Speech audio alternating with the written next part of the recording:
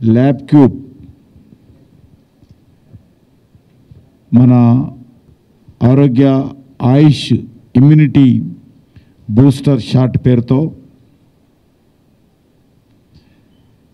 గత కొన్ని వేల సంవత్సరాలుగా భారతీయ జీవన విధానంలో ఉన్నటువంటి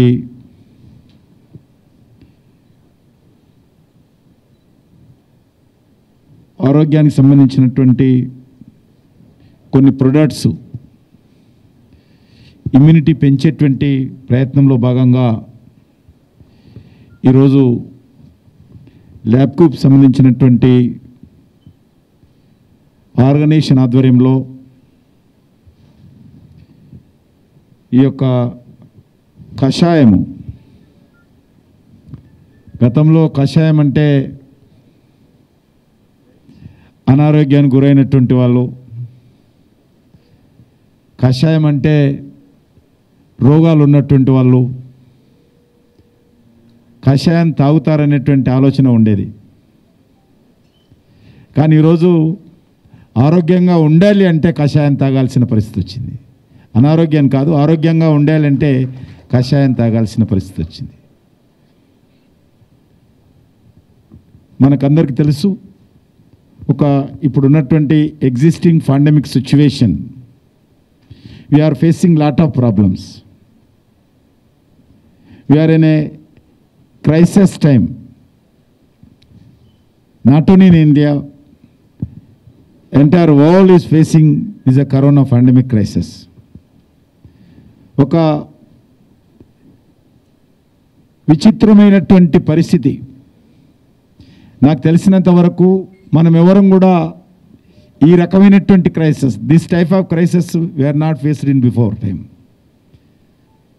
ఎప్పుడో 1910 ఏదో ఒక క్రైసిస్ వచ్చింది అని చెప్తుంటారు మనకు. కానీ స్వాతంత్రం వచ్చిన తర్వాత ఈ తరానికి సంబంధించినటువంటి అందరం కూడా ఫస్ట్ టైము ఈ రకమైనటువంటి క్రైసిస్ ఈరోజు ప్రపంచంలో మనం ఫేస్ చేస్తూ ఉన్నాం. ఒక దేశమో లేక ఒక ప్రాంతమో ఒక వర్గమో కాదు, ఈ భూప్రపంచంలో ఉన్నటువంటి ప్రతి ఒక్కరు కూడా ఈరోజు ఈ యొక్క పాండమిక్ సంబంధించినటువంటి సిచ్యువేషన్ను మనం ఫేస్ చేస్తూ ఉన్నాం. మన దేశంలో కూడా ఈ పాండమిక్ సిచ్యువేషన్ వచ్చినప్పుడు కేంద్ర ప్రభుత్వంగా మమ్మల్ని చాలామంది భయపెట్టించారు. మేము కూడా చాలా భయపడిపోయాం. మనది చాలా అత్యధికమైనటువంటి జనాభా ఉన్నటువంటి దేశము. మన దేశంలో పేదరికం ఎక్కువ ఉంటుంది, మౌలిక వసతులు చాలా తక్కువగా ఉంటాయి, హెల్త్కి సంబంధించినటువంటి ఇన్ఫ్రాస్ట్రక్చర్ అంటే మౌలిక వసతులు చాలా తక్కువ ఉన్నాయి. మరి మన దేశంలో ఈ పాండమిక్ పెరిగిందంటే అనేక భాషలు ఉంటాయి, అనేక ప్రాంతాలు ఉంటాయి, అనేక రాజకీయ పార్టీలు ఉంటాయి, అనేక కులాలు మతాలు ఉంటాయి. ఈ సమయంలో ఈ పాండమిక్ను కంట్రోల్ చేయడం చాలా కష్టము. మనమే కాదు, ప్రపంచ దేశాలు, అనేక దేశాలు, WHOతో సహా అనేక దేశాలు ఒక విచిత్రమైనటువంటి ఆలోచనతో భారతదేశం గురించి ఆలోచన చేసేవాళ్ళు. ఎందుకంటే మన దేశ జనాభా America, Britain, Australia, Italy, Germany, Japan లాంటి ఒక 13-14 దేశాల జనాభా ఎంత ఉంటుందో, మొత్తం ఆ దేశాల జనాభా అంతా కలిపి ఎంత ఉంటుందో మన దేశ జనాభా అంత ఉంటుంది. కాబట్టి ఇక ఇండియా పని అయిపోతుంది దీంతో అనేట్టు ఒక భయము మన ముందు పెట్టడం జరిగింది. థ్యాంక్ గాడ్, భగవంతుని మనము ఈ సందర్భంగా మనము నమస్కరించుకోవాలి. మన దేశ ప్రధానమంత్రి నరేంద్ర మోడీ గారు తీసుకున్నటువంటి అనేక ముందస్తు సానుకూల నిర్ణయాల కారణంగా దేశ ప్రజలందరూ ఏకమయ్యారు, ఒక తాటి మీదకి వచ్చారు. ప్రపంచమంతా కూడా నివ్వెరపోయేలాగా మన దేశ ప్రజలు రాజకీయాలకు అతీతంగా, ప్రాంతాలకు అతీతంగా, కులాలకు అతీతంగా, భాషలకు అతీతంగా, irrespective of the region, religion, language, అందరూ కూడా ఒకటయ్యారు.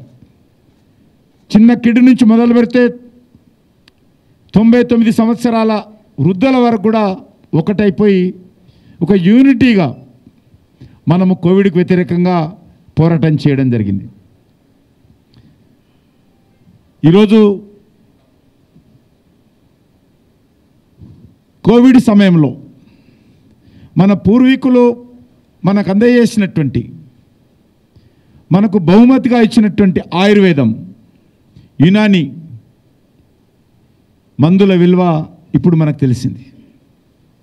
గతంలో ఆయుర్వేదిక్ తెలియదు. ఈరోజు ఏ ఆయుర్వేదిక్ హాస్పిటల్కి వెళ్ళు, మెడికల్ షాప్కి వెళ్ళినా కూడా క్యూ ఉంటుంది. అలోపతి కంటే ఎక్కువ క్యూ ఈరోజు ఆయుర్వేదిక్ మీద ఉన్నది.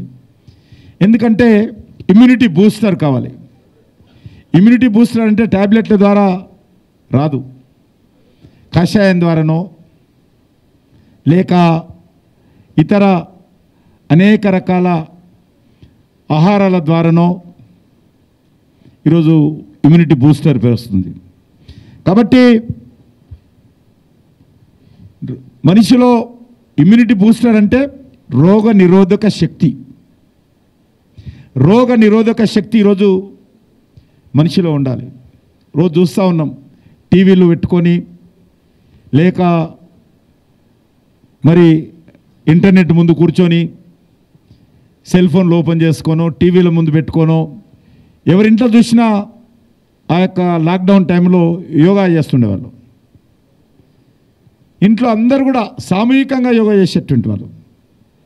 చాలా ఒక మంచి, మనకు ఆర్థికంగా దెబ్బతిన్నాము, కానీ ఈరోజు అనేకమైనటువంటి కొన్ని మంచి అలవాట్లు, ఖర్చు తగ్గింది మనకు ఒకటి.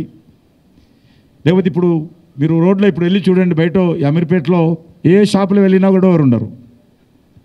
బ్రాండెడ్ షాపులన్నీ కూడా ఖాళీలు ఉన్నాయి. రోజు ఆ షాపుల ఓనర్స్ అప్పుడప్పుడు చెప్తారు, సార్ మాకు ఆ కరెంటు బిల్లు కూడా ఎంతైతే ఛార్జ్ అవుతుందో అంతా కూడా మాకు మార్కెటింగ్ అవుతలేదు. అంటే ఖర్చు తగ్గిపోయింది, అందరికీ ఆదాయం కూడా తగ్గింది అనుకోండి. కానీ ఈరోజు ఒక క్రైసిస్లో మనం ఉన్నాం. ఈరోజు మనం ఈ క్రైసిస్ మేనేజ్మెంట్లో మనము అనేక రకాల నిర్ణయాలు తీసుకున్నాం. ఈ యొక్క నేను ఢిల్లీలో ఈ కరోనాకు సంబంధించి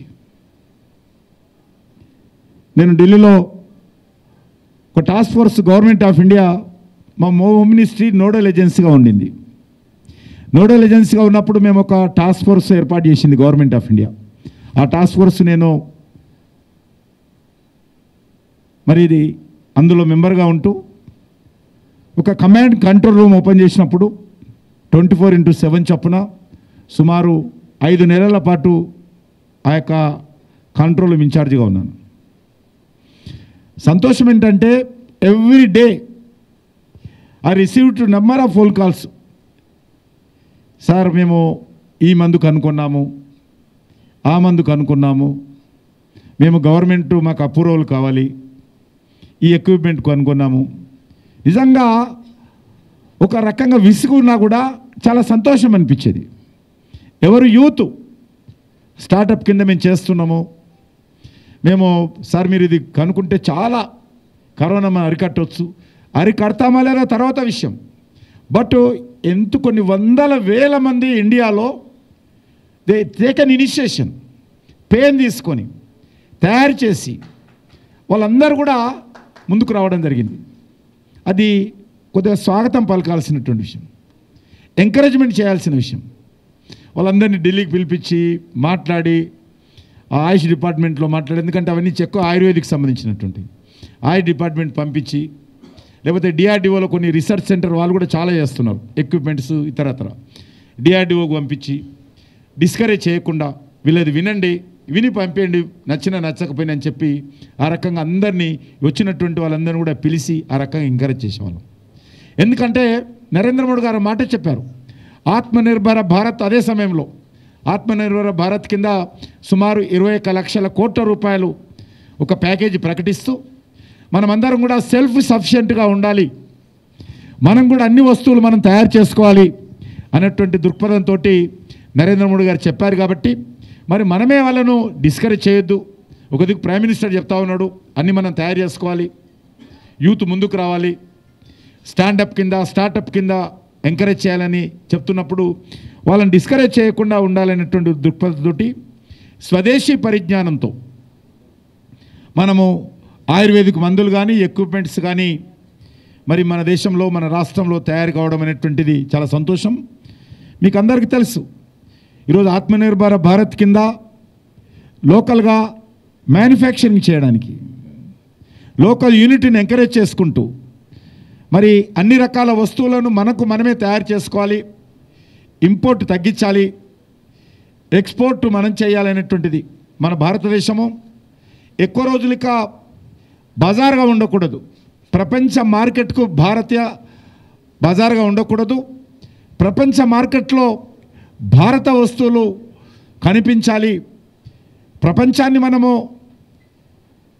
మరి బజార్గా మనం వాడుకోవాలి తప్ప ఎక్కువ రోజులు భారతదేశం బజార్గా ఉండకూడదు అనేటువంటిది నరేంద్ర మోడీ గారి కాన్సెప్టు. దానికి ముందు ఇతర దేశాల నుంచి ఏ వస్తువులైతే మనం ఇంపోర్ట్ చేసుకునే వాళ్ళమో ఆ రకమైనటువంటి వస్తువులను మన దేశంలో తయారు చేయాలి.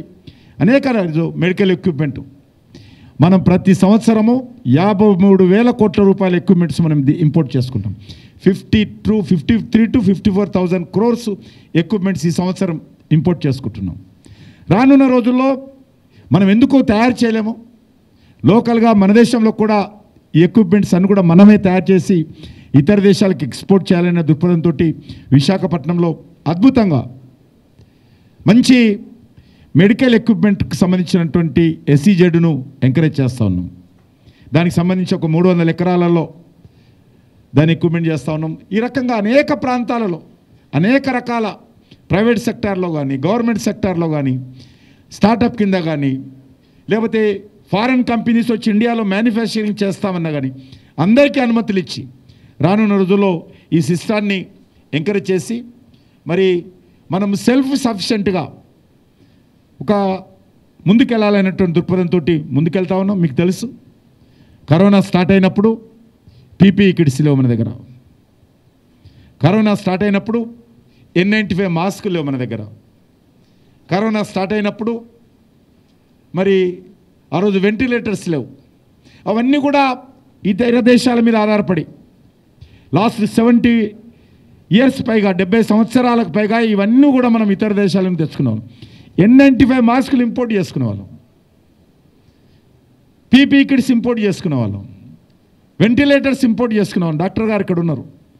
కాబట్టి ఈరోజు చాలా తక్కువ టైంలో అద్భుతంగా ఇండియన్ కంపెనీలు ఛాలెంజ్గా తీసుకొని ఎక్విప్మెంట్స్ తయారు చేసుకోవాలి. ఇవన్నీ కూడా తయారు చేశాం. తయారు చేయడమే కాదు, సుమారు 150 దేశాలకు, పేద దేశాలకు భారతదేశం నుంచి మనం ఎక్స్పోర్ట్ చేశామని సందర్భంగా మనం చేస్తున్నాం. 150 కంట్రీస్, అనేక దేశాలకు. ఈరోజు మన ఆయుర్వేదిక్ మందులు బ్రిటన్ ప్రైమ్ మినిస్టర్కి పంపించారు నరేంద్ర మోడీ గారు. కిట్ ఏదైతే తయారు చేశామో మనము ఆయుష్ డిపార్ట్మెంట్ ద్వారా ఆయనకు కరోనా పాజిటివ్ వస్తే స్వయంగా ఫోన్లో మాట్లాడి మన ప్రైమ్ మినిస్టర్ గారు మన బ్రిటన్ ప్రైమ్ మినిస్టర్కు పాడాము. ఆయన వాడి మళ్ళీ ఫోన్ చేసి చెప్పాడు, చాలా అద్భుతంగా నేను మా ఇంగ్లీష్ మెడిసిన్స్ మానేశాను, మీ మెడిసిన్స్ వాడాను, ఇండియా మెడిసిన్స్, నాకు అద్భుతంగా రికవర్ అయ్యానని చెప్పి ఆయన మళ్ళీ ఫోన్ చేసి మన ప్రైమ్ మినిస్టర్ చెప్పాడు. ఇది ఆ రకంగా అనేక రకాల విషయాలు మనము పనిచేయడం జరిగింది. ఈరోజు మీకు తెలుసు, ఇంకా వ్యాక్సిన్ రాలేదు. ప్రపంచంలో అక్కడక్కడ వచ్చిందని చెప్తున్నా కూడా ఇంకా మనము కానీ WHO కానీ ఇంకెవరు కూడా దానికి మరి ఆమోద ముద్ర వేయలేదు. ఫైజర్ సంబంధించి బ్రిటన్లో వచ్చిందని చెప్తా ఉన్నారు, ఫైజర్ సంబంధించి అమెరికాలో వచ్చిందని చెప్తా ఉన్నారు. కానీ అది 70 degrees మైనస్లో ఉండాల్సినటువంటి మెడిసిన్ అది మన దేశంలో చాలా కష్టం, ట్రాన్స్పోర్ట్ చేయాలి, కాస్ట్లీ కూడా ఎక్కువ ఉంటుంది. కాబట్టి దానికి సంబంధించి ఇంతవరకు మనము మన దేశంలో ఇంకా ఆలోచన చేయలేదు. కానీ రష్యాకు సంబంధించినటువంటి మెడిసిన్ ఇక్కడనే రెడ్డి ల్యాబ్స్ ఆఫీస్ ఉన్నది, వాళ్ళు కొంత దాని ప్రొడక్టు ఆ యొక్క సంబంధం చూస్తూ ఉన్నారు. మీకు అందరికీ తెలుసు పిఎంఓ ఆఫీస్లో every day prime minister evening everyday monitoring చేస్తున్నారు. ఒక టాస్క్ ఫోర్స్ ఏర్పాటు చేశారు ప్రధానమంత్రి గారు వ్యాక్సిన్ కోసమే. కరోనా ఏ రకంగా ఉంది, వ్యాక్సిన్ ఎంతవరకు వచ్చింది, ఏ రకంగా ఈరోజు టెస్టులు జరుగుతూ ఉన్నాయి, ఏ రకమైనటువంటి రిజల్ట్ ఉంది, ప్రపంచంలో ఏ దేశాలు వ్యాక్సిన్కి సంబంధించినటువంటి రీసెర్చ్ ఎక్కడేం చేస్తూ ఉన్నారు, మనం ఏం చేయాలి. Everyday our prime minister is monitoring on vaccine issue in corona. ఆ రకంగా అంతేకాదు ప్రధానమంత్రి స్వయంగా ఇక్కడ హైదరాబాద్లో భారత్ బయోటెక్ అనే కంపెనీ దాని మీద కొద్దిగా ముందుకెళ్తే వాళ్ళని ఎంకరేజ్ చేయాలని దృక్పథంతో ఆ కంపెనీని లేకపోతే అక్కడ సైంటిస్టులను అక్కడ పనిచేసేటువంటి కార్మికులను కలవాలని దృక్పథంతో ప్రైమ్ మినిస్టర్ పర్సనలీ ఢిల్లీ నుంచి హైదరాబాద్కు వచ్చి నేరుగా ఎయిర్పోర్ట్ నుంచి ఆ కంపెనీకి వెళ్ళి వాళ్ళని సైంటిస్టులను కలిసి ఈ రకంగా పూనాలో సెరమ్ కంపెనీ కావచ్చు, లేకపోతే అహ్మదాబాద్లో జైడాస్ కావచ్చు, ఈ కంపెనీలందరినీ కూడా కలిసి అక్కడ సైంటిస్టులను కలిసి ఎంకరేజ్ చేసేటువంటి ప్రయత్నం. ఆ రకంగా ఈరోజు దేశంలో మనం కూడా ప్రపంచ దేశాలతో పాటు పోటీ పడేటువంటి వ్యాక్సిన్లో ఉండాలి.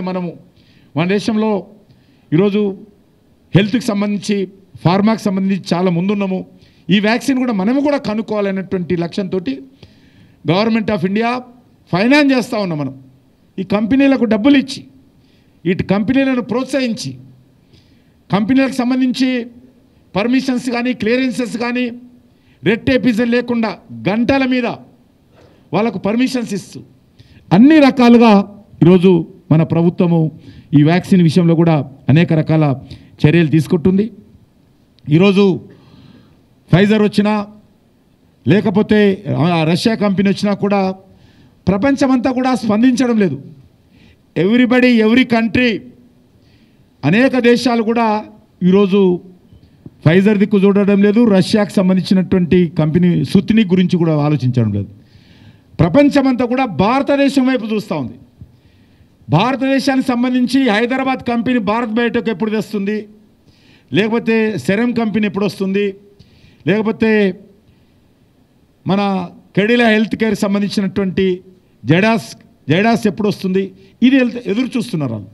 ఎందుకంటే మన మీద ఉన్నటువంటి విశ్వాసం, మన దేశానికి కంపెనీ సంబంధించినటువంటి ఫార్మా కంపెనీల మీద ఉన్నటువంటి కాన్ఫిడెన్స్ ఆ రకంగా ఉంది, మన దేశం మీద ఉన్నటువంటి విశ్వాసం. కాబట్టి తప్పకుండా ఆ దిశలో మనమందరము సాధిస్తాము. ఈరోజు మనకు సంబంధించి మన యొక్క ఇంకా పూర్తి స్థాయిలో మనం అన్ని రకాల జాగ్రత్తలు తీసుకోవాలి. ఇంకా వ్యాక్సిన్ రాలేదు, వ్యాక్సిను రేపో మాపో రావచ్చు. We are waiting. చాలా ముందుకెళ్తా ఉన్నాం. మన దేశంలో కూడా సానుకూలమైనటువంటి పరీక్షా ఫలితాలు వస్తూ ఉన్నాయి. ఎక్స్పెరిమెంట్ చేస్తూ ఉన్నారు, మనుషుల మీద ఎక్స్పెరిమెంట్ చేస్తూ ఉన్నారు. సానుకూలంగా వస్తున్నాయి వార్తలు. అది ఎప్పుడో త్వరలోనే ప్రకటిస్తారు మన ప్రధానమంత్రి గారు వ్యాక్సిన్ విషయంలో. కానీ అప్పటి వరకు వ్యాక్సిన్ వచ్చినా దాని అప్రూవల్స్ రావాలి, WHO అప్రూవల్స్ రావాలి. WHO రాకున్నా కూడా మనం వ్యాక్సిన్ అప్రూవల్ కావాలి, ఇంకా క్లియర్ అయిన తర్వాత ప్రొడక్షన్ చేయాలి. మనది చిన్న దేశం కాదు, 135 కోట్ల మంది జనాభా ఉన్నటువంటి దేశం అది. మరి ముందు ప్రొడక్షన్ చేయాలి, ప్రొడక్షన్ చేసిన తర్వాత దాన్ని ట్రాన్స్పోర్ట్ చేయాలి, ట్రాన్స్పోర్ట్ చేసి అంటే డిస్ట్రిబ్యూషన్ చేయాలి, డిస్ట్రిబ్యూషన్ చేసిన తర్వాత ఎవరికి ఇవ్వాలి. ముందు ఈరోజు పూర్తి స్థాయిలో యాక్షన్ ప్లాన్ సిద్ధమైంది మన దగ్గర. మెడిసిన్ వస్తే ఫ్రంట్ వారియర్స్కి, కరోనా వారియర్స్కి ఇవ్వాలి, దీర్ఘకాలిక వ్యాధులు ఉన్నటువంటి వాళ్ళకి ఇవ్వాలి, అదేవిధంగా చిల్డ్రన్కి ఇవ్వాలి, వృద్ధులకు ఇవ్వాలి. ఈ రకంగా ప్రయారిటీ కూడా తయారు చేస్తూ ఉన్నారు. తయారు చేసి ఒక యాక్షన్ ప్లాన్ సిద్ధం చేసినాం. ఎక్కడెక్కడ ఏ రకంగా ట్రాన్స్పోర్ట్ ఉండాలి, ఎక్కడ స్టోర్ చేయాలి, రాష్ట్ర ప్రభుత్వాలకు పూర్తి స్థాయిలో మరి దానికి సంబంధించినటువంటి గైడ్లైన్స్ అని కూడా పంపించడం జరిగింది అన్ని రాష్ట్ర ప్రభుత్వాలతో. ఎవ్రీడే మనకు సంబంధించినటువంటి పిఎంఓ ఆఫీస్ నుంచి రాష్ట్ర ప్రభుత్వాలతో మాట్లాడుతూ ఉన్నాం.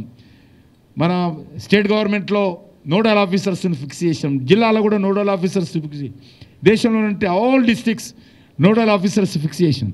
మెడిసిన్ ఎప్పుడొచ్చినా మెడిసిన్ సంబంధించిన డిస్ట్రిబ్యూషన్ సిస్టాన్ని ఎవాల్వ్ చేయాలనేటువంటి దృక్పథంతో ప్రయత్నం చేస్తున్నాం. కాబట్టి మనందరం కూడా దయచేసి మెడిసిన్ వచ్చేంత వరకు అన్ని రకాల జాగ్రత్త, ఎందుకంటే లండన్ నుంచి వార్తలు వస్తూ ఉన్నాయి, అమెరికా నుంచి వార్తలు వస్తూ ఉన్నాయి, కేరళ నుంచి వార్తలు వస్తూ ఉన్నాయి, లేకపోతే యూరోప్ కంట్రీస్ నుంచి వస్తూ ఉన్నాయి సెకండ్ వేవ్ స్టార్ట్ అయిందని, రకరకాల సీరియస్ ఉంటుందని. ఏది ఉన్నప్పుడు కూడా భయపడాల్సినటువంటి అవసరం లేదు. కానీ ఎవరికి వాళ్ళు మనము మన జాగ్రత్తలు తీసుకోవాలి. ఈ రకమైనటువంటి కషాయాలు వాడి లేక మాస్కులు వాడి. కాబట్టి జబ్ తక్ వ్యాక్సిన్ నయ్యాతే అప్పటి వరకు అన్ని రకాలుగా మనం జాగ్రత్తలు తీసుకోవాలి. ఎప్పటి వరకు అయితే మందు రాదో అప్పటి వరకు మనం అన్ని రకాల జాగ్రత్తతో ఉండాలి. కాబట్టి ప్రతి ఒక్కరు కూడా మళ్ళీ ఈ మధ్యలో కొద్దిగా తగ్గింది, మళ్ళీ ఈ సెకండ్ వేవ్ వస్తున్నటువంటి వార్తలు వస్తున్నటువంటి నేపథ్యంలో సెకండ్ వేవ్ ఇండియాలో రాలేదు, కానీ వార్తలు వస్తూ ఉన్నాయి. ఇప్పుడు అమెరికా మన యూకేకి సంబంధించినటువంటి విమానాలను కూడా రద్దు చేశాం మనం. గత 25 డేస్ నుంచి ఎవరెవరు వచ్చారో వాళ్ళ లిస్ట్ డాటా తయారు చేసి అన్ని రాష్ట్ర ప్రభుత్వాలకు పంపించాము. మన తెలంగాణ కూడా ఒక 1200 మంది వచ్చారని కూడా డాటా ఇక్కడికి వచ్చింది. అన్ని రాష్ట్రాలకు పంపించాం మనం, ఢిల్లీ గవర్నమెంట్ మన కేంద్ర ప్రభుత్వం నుంచి. వాళ్ళందరినీ కూడా ట్రేసింగ్ చేస్తూ ఉన్నాం, వాళ్ళందరినీ కూడా ట్రేసింగ్ చేసి టెస్ట్ చేస్తూ ఉన్నాం. కాబట్టి ఈ రకంగా కొన్ని కేంద్ర ప్రభుత్వము రాష్ట్ర ప్రభుత్వాలు కలిసి ప్రభుత్వ పరంగా చేయాల్సినటువంటి అన్ని చర్యలు తీసుకుంటున్నాం. కానీ నేను ప్రజలను కోరుతా ఉన్నాను, అందరం కూడా కొంత ప్రికాషన్స్ తీసుకోవాలి. మనము కొంత బయటికి వెళ్ళినప్పుడు దీర్ఘకాలిక వ్యాధులు ఉన్నటువంటి వాళ్ళు ఎవరు కూడా ఎక్కువగా తొందరగా దీనికి ఇబ్బందిగా అయ్యేటువంటి అవకాశం ఉంటుంది. కాబట్టి వాళ్ళు ఎవ్వరు కూడా బయటికి రావద్దు, వాళ్ళని జాగ్రత్తగా చూసుకోవాలి. ఇంట్లో ఉన్న చిన్నపిల్లలు కానీ వయసులో పెద్ద ఉన్నటువంటి వాళ్ళని కాపాడుకునేటువంటి ప్రయత్నం చేయాలి. కాబట్టి మందు వచ్చేంత వరకు, మందు వచ్చి రావడం అంటే వ్యాక్సిన్ రావడం అంటే ప్రొడక్షన్ డిస్ట్రిబ్యూషన్ అంటే ఇట్ విల్ టేక్ టైం.